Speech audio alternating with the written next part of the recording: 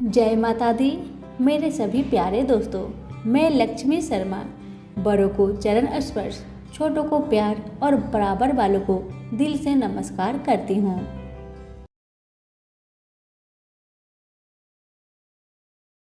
आज अष्टमी तिथि को मैं आप सभी को सुनाऊंगी मासिक दुर्गा अष्टमी की व्रत कथा पूजन विधि के साथ। प्रत्येक महीने के शुक्ल पक्ष की अष्टमी तिथि को दुर्गा अष्टमी का व्रत किया जाता है। इस दिन माँ दुर्गा की उपासना की जाती है। दुर्गा अष्टमी के दिन व्रत रखकर भगवती दुर्गा को उबले हुए चने, हलवा, पूरी, खीर, पुए आदि का भोग लगाया जाता है। फिर देवी दुर्गा की मूर्ति या तस्वीर की मंत्रों से विधि पूर्वक पूजन किया जाता है। मासिक दुर्गा अष्टमी की पूजा विधि। सुबह उठकर स्नान आदि करके साफ कपड़े धारण करें। पूजा घर को गंगा जल से छिड़के। इसके बाद चौकी में लाल रंग का साफ कपड़ा बिछाकर माँ दुर्गा की प्रतिमा या फोटो स्थापित करें और देवी माँ को जल अर्पित करें। इसके बाद माँ दुर्गा को लाल चुनरी और 16 श्रृंगार लाल रंग का पुष्पमाला और अक्षत अर्पित करें। उसके बाद माँ दुर्गा को सिंदूर का टीका लगाएं। माँ दुर्गा को एक पान के पत्ते में लौंग, सुपारी, इलायची, बतासा रखकर चढ़ा दे। भोग के रूप में कोई मिठाई चढ़ाए और फिर जल अर्पित करें। इसके बाद घी का दीपक और अगरबत्ती जलाकर माँ दुर्गा चालीसा का पाठ करके विधि विधान के साथ माँ की आरती करें। अंत में आपके द्वारा की गई गलतियों के लिए क्षमा मांग ले। मासिक दुर्गा अष्टमी का महत्व है। इस दिन देवी दुर्गा की उपासना करने से जातक के पारिवारिक जीवन में सुख, समृद्धि और खुशहाली बनी रहेगी। साथ ही मनोवांछित फल की भी प्राप्ति होती है और जीवन में चल रही समस्याओं का समाधान मिलता है। अब सुनिए मासिक दुर्गा अष्टमी की व्रत कथा। कथा को पूरा सुनिए और दूसरों को भी शेयर कीजिए।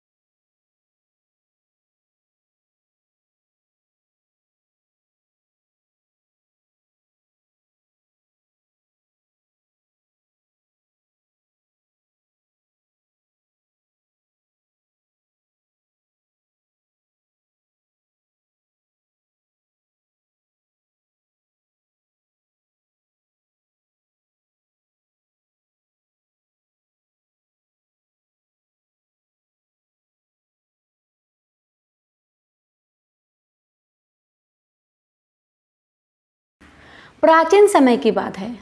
महाराज दनु के 2 पुत्र थे। उनके नाम रंभ और करम्भ थे। उन दोनों की बड़ी प्रतिष्ठा थी। वे दोनों संतानहीन थे, अतः पुत्र प्राप्ति के लिए तपस्या करने लगे। उन्होंने कई वर्षों तक तपस्या की। पंचनंद के पावन जल में तपस्या आरंभ हुई। करम्भ जल के अंदर दुष्कर तप करने लगा। रंभ परश्रेष्ठ दूध वाले बट वृक्ष के नीचे गया और पंचगिन की व्यवस्था करके तपस्या में लीन हो गया।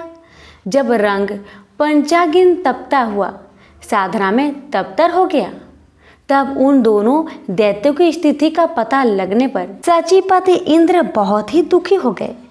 वे स्वयं पंचनंद पहुँचे। ग्राह का भेष धारण करके उन्होंने जल में प्रवेश किया तथा तपस्या में निमग्न करम के पैर पकड़ लिए। उनके इस प्रयास से दुराचारी करम की जीवन लीला समाप्त हो गई। अपने भाई का मरण सुनकर रंभ की क्रोध की सीमा ना रही। उसके मन में ऐसी इच्छा उत्पन्न हुई कि अपना मस्तक अग्नि को भेंट कर दूं। अतः उसने सहसा बाएं हाथ से अपने सिर की चोटी पकड़ ली और दाएं हाथ से तीखी तलवार लेकर मस्तक को धड़ से अलग कर देना चाहा। इतने में ही उसे समझाने के लिए अग्निदेव वहां प्रकट हो गए। अग्निदेव ने कहा, दैत्य, तुम में बड़ी मूर्खता भरी हुई है, तभी तो अपना मस्तक काटने को तैयार हो गए हो। भला आत्महत्या जैसे अत्यंत अधम कर्म में तुम्हारी प्रवृत्ति कैसे हो गई? तुम्हारा कल्याण हो, इससे वर मांग लो, मन में जो भी इच्छा हो मांग सकते हो। अग्निदेव की बात सुन रंभ ने कहा, देवेश, यदि आप प्रसन्न हैं तो मुझे अभिष्ट वर देने की कृपा कीजिए। मैं तीनों लोकों पर विजय पाने वाला पुत्र चाहता हूँ, जिसको देवता, दानव और मानव कोई भी किसी प्रकार पराजित ना कर सके। वह अपनी इच्छा के अनुसार रूप धारण कर सके, उसमें असीम शक्ति हो। अग्निदेव ने कहा, ठीक है, तुम्हारी अभिलाषा पूर्ण होगी। महाभाग रंभ, जिस सुंदरी भार्य पर तुम्हारा मन डिग जाए, उसी के गर्भ से महान पराक्रमी पुत्र तुम्हें प्राप्त होगा। अग्निदेव की बातें सुनकर रंभ ने उनके चरणों में मस्तक झुकाया और अपने स्थान की ओर चल दिया। रंभ का स्थान संपूर्ण समृद्धियों से संपन्न था। वह अनेक यक्ष मौजूद थे। पशु भावनापन राक्षस तो था ही, काम भाव से एक महिषी पर उस दानव की दृष्टि पड़ी। उस समय वह भैंस भी जवानी के मद में चूर थी। रंभ उस पर आसक्त हो गया। होनी बड़ी प्रबल होती है, उसके वीर्य से वह महिषी गर्भवती हो गई। उसी समय एक दूसरा भैंसा उस भैंस पर टूट पड़ा। अतएव उस भैंसे को मारने के लिए रंभ स्वयं सामने आ गए और उस पर झपटा। वह बलवान भैंसा भी कमांध था। उसने तुरंत अपने नुकीले सींगों से रंभ को चोट पहुंचानी शुरू कर दी। इससे वह दानव मूर्छित होकर भूमि पर गिर पड़ा और उसके प्राण शरीर से अलग हो गए। अपने स्वामी रंभ के मर जाने पर वह बेचारी महिषी भय से अत्यंत घबराकर वहां से भाग चली। वह वेगपूर्वक एक बट वृक्ष के नीचे जाकर यक्षों की शरण में चली गई। उसके पीछे लगा हुआ वह भैंसा भी वहां पहुंच गया। बल की अभिलाषा में तो वह चूर था ही। यक्षों ने देखा कि वह महिषी अत्यंत कतार होकर आंखों से आंसू गिरा रही है और भय से उसका कलेजा कांप रहा है। साथ ही पीछे दौड़कर आता हुआ भैंसा उन्हें दिखाई दिया। अतः उस महिषी की रक्षा करने के लिए यक्ष उस भैंसे का सामना करने के लिए तत्पर हो गए। अब उस भैंसे के साथ उन यक्षों का युद्ध छिड़ गया। यक्ष बाण बरसाने लगे। एक बाण ऐसा लगा कि उससे आहत होकर भैंसा तुरंत प्राणहीन होकर पृथ्वी पर गिर पड़ा। रंभ यक्षों का परम प्रेमी था, अतः उन्होंने उसकी लाश लेकर दाह संस्कार करने के लिए चिता पर रख दी।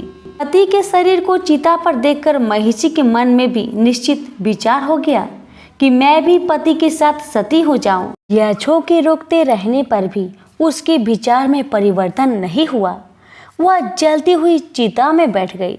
उसने अपने प्रेमी पति को हृदय से चिपका लिया। उसी समय चिता के मध्य भाग से महाबली महिषासुर निकल आया।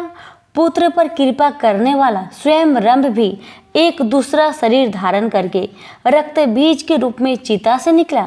यो महिषासुर और रक्त बीज, इन दोनों की उत्पत्ति महाबली रंभ से हुई। तदंतर मुख्य दानव एकत्र हुए और उन्होंने महिषासुर को वहां की राजगद्दी पर अभिषिक्त कर दिया। इस प्रकार महिषासुर नाम से प्रसिद्ध दानव संपूर्ण जगत पर शासन करने लगा। वर पा जाने के कारण उस पराक्रमी दैत्य को अत्यंत अभिमान हो गया। समस्त प्राणी उसके अधीन रहते थे। उसने समुद्र पर्यंत सारी पृथ्वी को अपने बाहुबल से जीतकर स्वयं उसकी रक्षा का भार संभाल लिया। फिर एक दिन वह दैत्य की विशाल सेना लेकर स्वर्ग लोक की ओर चल दिया। उसकी सेना इतनी विशाल थी कि धरती कांपने लगी, दिशाएं डोलने लगी और आकाश थरा उठा। महिषासुर की विशाल सेना ने इंद्र की राजधानी अमरावती को घेर लिया। इंद्र ऐरावत हाथी पर सवार होकर देवताओं की विशाल सेना लेकर महिषासुर की सेना को स्वर्ग लोक से भगाने के लिए चल पड़े। इंद्र की सेना को देखकर महिषासुर ने अपने सेनापति बिडाल को आदेश दिया, बिडाल, इंद्र को अपनी शक्ति और अपनी सेना पर बड़ा गर्व है, जाओ इंद्र के गर्व को चूर चूर कर दो। आगे पाते ही बिडाल की विशाल सेना इंद्र की सेना से जा भिड़ी। दैत्यों और देवताओं की सेना में घमासान युद्ध होने लगा। चारों ओर हाहाकार मच गया। अचानक इंद्र के पुत्र जयंत ने सूर्य की किरणों की तरह चमचमाते 5 बाण धनुष चढ़ाए और बिडाल पर छोड़ दिए। जयंत के छोड़े हुए दिव्य बाण बिडाल के छाती से आकर लगे और वह बुरी तरह घायल होने के साथ ही मूर्छित होकर अपने रथ से गिर गया। बिडाल के सारथी ने उसे उठाकर रथ पर लिटा दिया और रथ लेकर महिषासुर की सेना शिविर की ओर भागा। युद्ध भूमि से लौटे घायल बिडाल के पीछे पीछे हथियार फेंकती हुई इंद्र की सेना को देखकर महिषासुर की क्रोध की सीमा ना रही। उसने अपनी विशाल गदा उठाई और अपने सेनाध्यक्ष चितुर, उग्रस्त, उग्रवीर्य, असीलोमा, त्रिमन, बास्कक और अंधक आदि महादैत्यों के साथ एक विशाल सेना इंद्र की सेना पर टूट पड़ा। महिषासुर की विशाल सेना को देखकर ब्रह्मा, विष्णु और महेश भी इंद्र की सहायता के लिए युद्ध भूमि में आ गए। लेकिन महिषासुर ने अपनी असुरी शक्ति से असंख्य महिषासुर उत्पन्न कर दिए। ब्रह्मा, विष्णु और महेश जिस और भी देखते उन्हें असंख्य महिषासुर दिखाई देते थे। भगवान विष्णु ने अपने सुदर्शन चक्र को आज्ञा दी कि वह महिषासुर की इस असुरी माया को समाप्त कर डाले। लेकिन सुदर्शन चक्र जैसे जैसे महिषासुर की गर्दन काटता गया, नए नए महिषासुर पैदा होते चले गए। यह देखकर ब्रह्मा, विष्णु और महेश अपने अपने स्थानों को चले गए। ब्रह्मा, विष्णु और महेश के जाते ही इंद्र और उसकी सेना के पांव उखड़ गए। देव सैनिक अपने प्राण बचाकर भागने लगे। महिषासुर की विजय सेना ने अमरावती में प्रवेश किया और इंद्र के ऐरावत हाथी, कामधेनु गौ, उच्च श्रवा घोड़ा तथा अन्य सभी चीजों पर अधिकार कर लिया और बड़ी धूमधाम से इंद्र आसन पर बैठ गया। सारा स्वर्गलोक, तीनों लोकों के सम्राट महिषासुर की जय जयकार से गूंज उठा।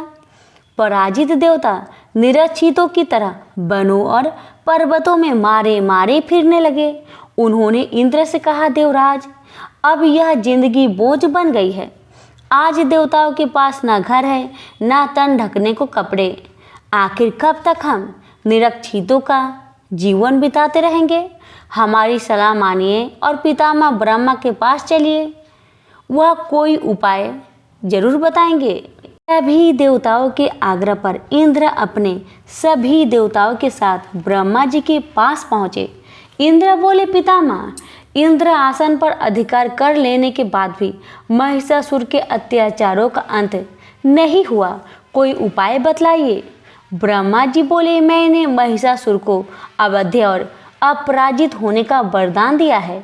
उसे उसी वरदान का गर्व है, लेकिन मैंने वरदान देते समय ये भी कहा है कि उसे ना तो पुरुष ही मार सकता है और ना ही पराजित कर सकता है। इंद्र बोले, इसका अर्थ क्या है? कोई स्त्री ही महिषासुर का वध कर सकती है? ब्रह्मा जी बोले, हाँ पुत्र, कोई स्त्री ही महिषासुर की अपार शक्ति से टक्कर लेकर उसका वध कर सकती है।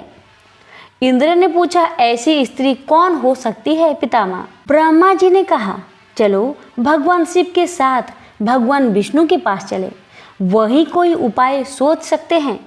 ब्रह्मा जी भगवान शिव और इंद्र आदि देवताओं को लेकर क्षीर सागर में उस स्थान पर पहुंच गए जहां भगवान विष्णु शेषनाग की सैया पर शयन कर रहे थे।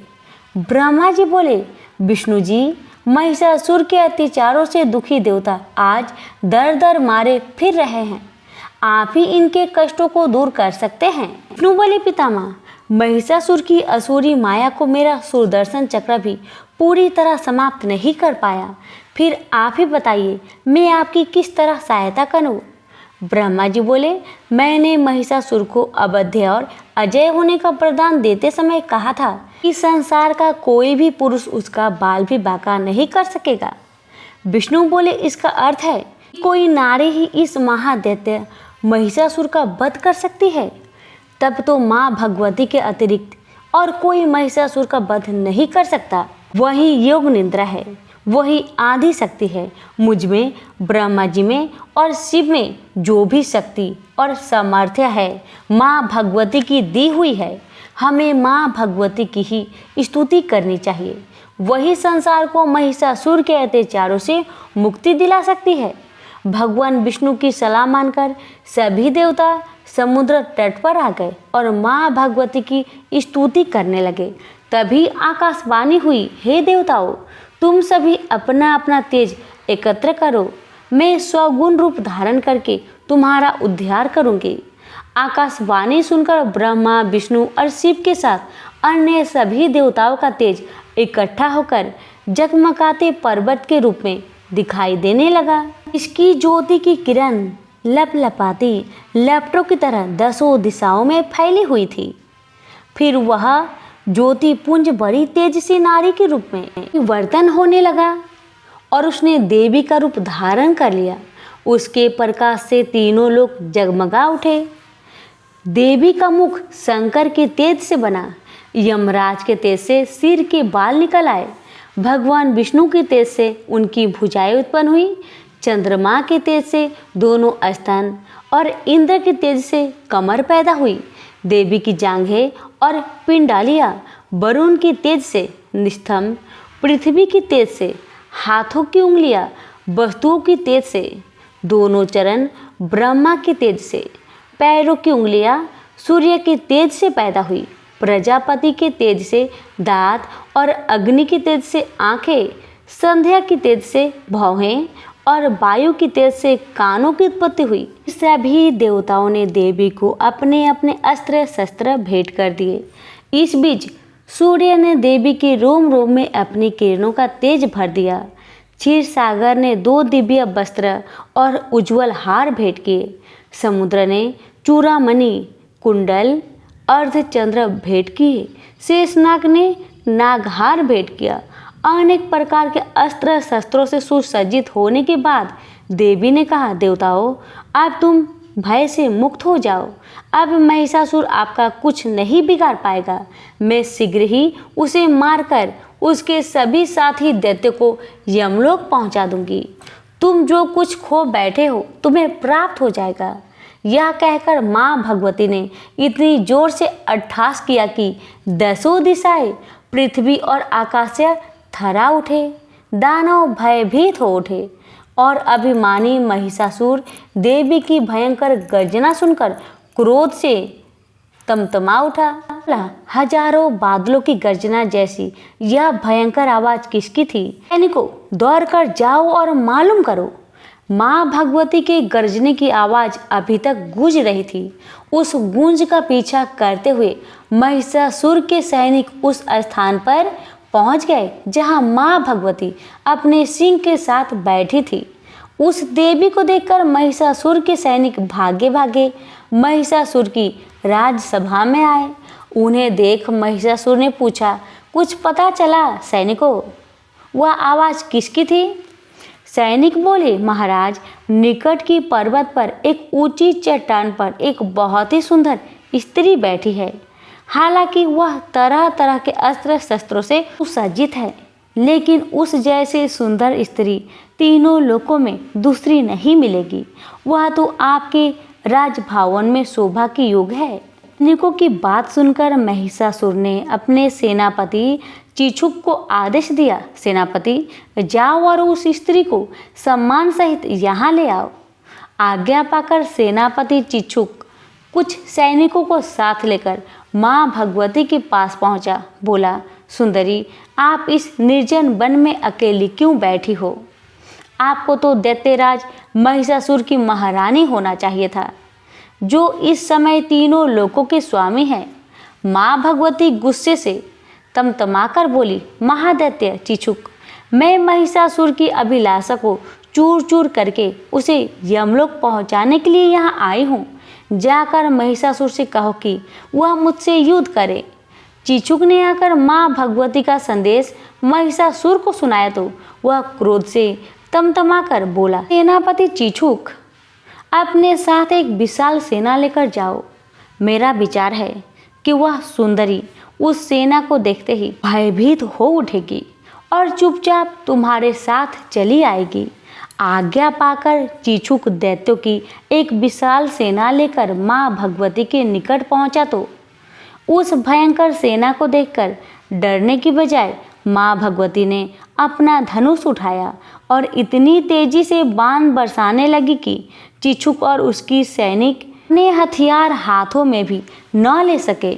माँ भगवती की भीषण बाण बरसा ने असंख्य दानव सैनिकों को मौत के घाट उतार दिया। उसमें सेनापति चीचुक भी शामिल था। अपने सेनापति के मरते ही बचे खुचे सैनिक अपने अस्त्र शस्त्र फेंककर भाग टूटे और महिषासुर के पास आकर बोले, महाराज, वह स्त्री कोई साधारण स्त्री नहीं है। उसने हमारे सैनिकों को अपने शस्त्र निकालने तक का अवसर नहीं दिया और इतनी तेजी से ऐसी भीषण बाण वर्षा कर दी कि हमारी 3/4 सेना नष्ट हो गई। सेनापति चीचुर भी युद्ध में मारे गए। चीचुर की मृत्यु का समाचार सुनकर महिषासुर का क्रोध और भी भड़क गया। उसने अपने 2 सेनापतियों को आदेश दिया, सेनापति वास्कल और सेनापति दुर्मुख, अपनी अपनी सेना लेकर जाओ और उस स्त्री को या तो यहाँ आने पर विवश कर दो या फिर मार डालो। वहाँ सेनापति चीचुर के वध का उससे बदला लेकर ही आना। आज्ञा पाकर दोनों सेनापति अपनी अपनी सेनाओं के साथ माँ भगवती के साथ युद्ध करने के लिए गए, लेकिन उनका तथा उनकी सेनाओं का भी वही हाल हुआ जो हाल चीचुर की सेना का हुआ था। हर बार पराजय का समाचार सुनकर महिषासुर का क्रोध चरम सीमा पर पहुंच गया। उसने अपने शेष सभी सेनापतियों को साथ लिया और असंख्य सैनिकों को साथ लेकर युद्ध भूमि की ओर चल दिया। युद्ध भूमि में पहुंचकर उसने माँ भगवती से कहा, सामान्य सैनिकों को मारकर तेरा घमंड बढ़ गया है, लेकिन तू अब सावधान हो जा। तेरा काल तेरे सिर पर मंडरा रहा है। फिर भी यदि तू मेरी महारानी के रूप में मेरे राजभवन में चलने के लिए तैयार हो तो मैं तुम्हें क्षमा कर सकता हूँ। देवी भगवती बोली, युद्ध में क्षमा कायर मांगते हैं? ले संभाल तेरा बार। मैं तुझे तेरी समूची सेना और तेरे बचे खुचे सैनिकों सहित अभी समाप्त कर देती हूँ। देवलोक और पृथ्वी पर अधिकार करके तूने देवताओं और मनुष्यों को जितने दुख दिए हैं, मैं उतने ही बाणों से तेरे शरीर को बेध दूंगी। यह कहते ही देवी ने महिषासुर पर बाणों की वर्षा आरंभ कर दी। उनका सिंह भी क्रोधित हो उठा और दहाड़ता हुआ दानव सेना पर टूट पड़ा। देवी ने अपने ही रूप के अनेक गण उत्पन्न कर दिए। युद्ध भूमि में चारों ओर देवियां ही देवियां दिखाई देने लगी।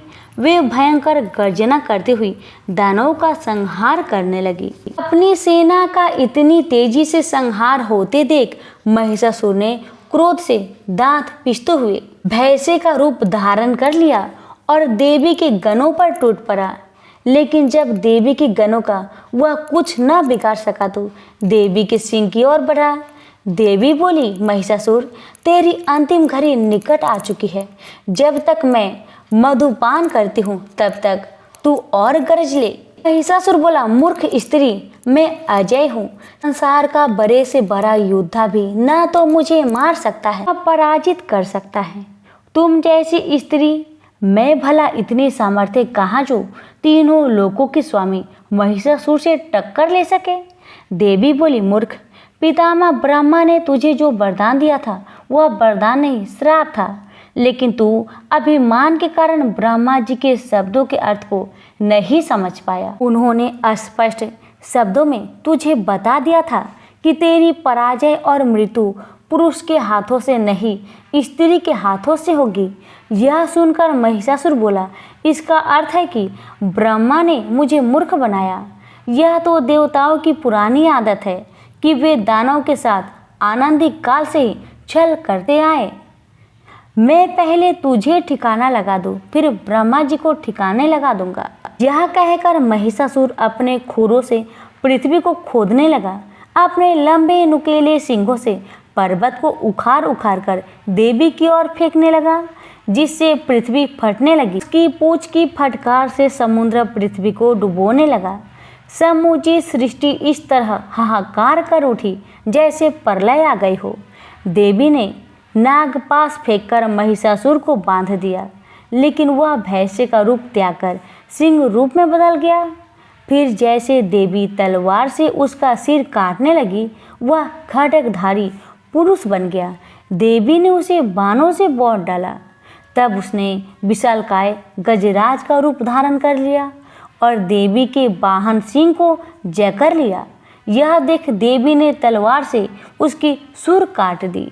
महिषासुर देवी की ओर झपटा, लेकिन उसके और देवी के बीच अनेक देवी के गण आ खड़े हुए और महिषासुर से युद्ध करने लगे। फिर देवी उछलकर महिषासुर पर सवार हो गई और अपने पैरों से उसे दबाकर उसकी गर्दन पर त्रिशूल का वार कर दिया।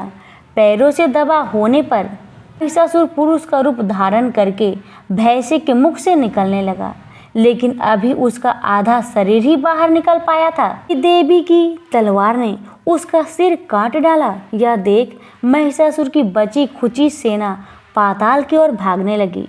महिषासुर के मरते ही देवता आकाश से देवी पर पुष्प बरसाने लगे।